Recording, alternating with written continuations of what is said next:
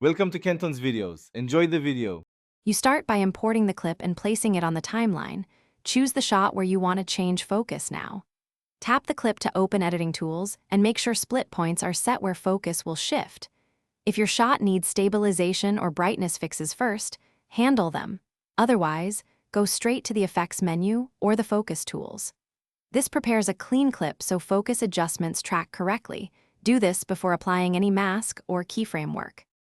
Once you've selected a blur or focus effect, apply a mask type that matches the subject shape: radial for faces, linear for horizontal planes. Position the mask over the subject, then increase feather for a natural edge. Next, enable keyframes on mask position and on blur strength. Press play and scrub while adding keyframes to follow movement.